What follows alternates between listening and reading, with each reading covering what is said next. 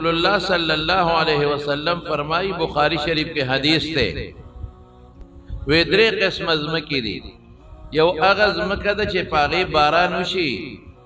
نو اغا ازمکا اغا اوبا زانتا جذب کی ریکاگی یو اغا اوبا پا خشکل کی در کی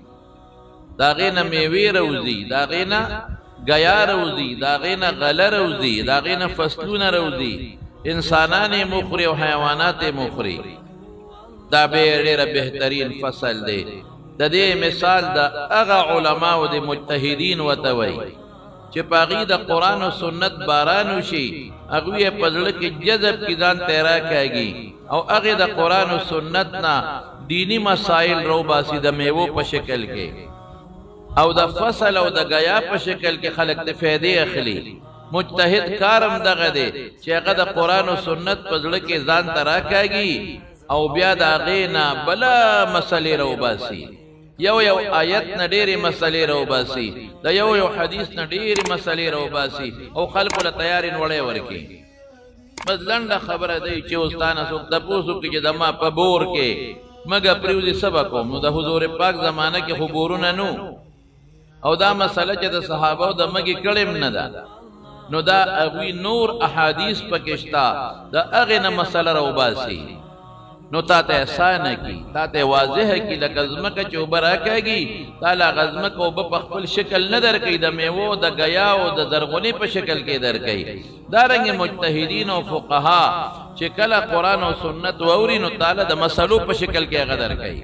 اغید زانا مسئلے نجوڑی اغید قرآن و سنت نا چی اغا خواگی و بدی او خواگا شاد تی اغا پزان کے جذب کی نو داغینا مسئلے رو باسی تا تاسانا کی پلکونو مسئلے رو باسی دویم آغا زمکا دا چی اغا اوارا چی اغا کلک زمکا دا خو جاورا دا پاگی چی بارانو شنو اغا اوبا پاکی ڈنڈ پرتیوی اوبا زایقی نا خرابی ہے نا نو تورشے نو پساروین پی سیرابے نو تورشی حوث پکی جوڑ شی نو پٹھیلم تے خلق لختے ہو باسی نو مشکونم تے اڑی پدے جوڑو پدے غرون علاقوں کے دا ڈنڈونا دیر زیادی دا دے مثال دا محدثینو دے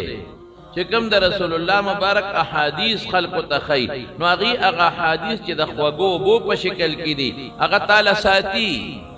ترازا کتا پہ عمل کے نو عملم کوا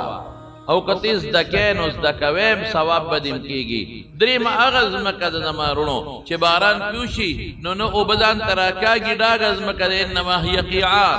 داغز مکد او بپیوخوے گی او لالش او بزایشوے نیزان تراخ کلی چه پسل زرغن کی او نید لو ساتلے دقا مثال دا منافق او دا کافر دے دیکھ دا عالم خبر و عمری لکا غور منگی دے او بپیوخوے گی اس پیدا نشتا دیکھ دا مولا صاحب تقریر مواوری پدا اس اثر نکی اپ اختانوی پا یو وگی ووری و پا بلی و باسی پدا اثر نکی گی دیکھ دان تا پخلی مسلمانم وی خود دین غوبزان تا نراکاگی عمل پہ نکی دا دین غوبزان تا نراکاگی چی مسئلتی جوڑا کی دا دین غوبزان سر نساتی چی مسلمان لفیدہ ورکی و پخپلم تا فیدہ والی دا پاکی نشتا دا غوڑ منگے دے نو زکا اللہ فرمائی فذکر دے خلق تنسیتو کے زمان محبوبا او دے امت دے علماء دے خلق تمواچ خلق تنسیتونو کی اگوری فإن الذکر تنفع المؤمنین لو یا فیدہ ما پاکی لوے ٹکی ہوئے غٹا فیدہ بدا دے نصیحت نبی مسلمان خلی اب اپ عملو کی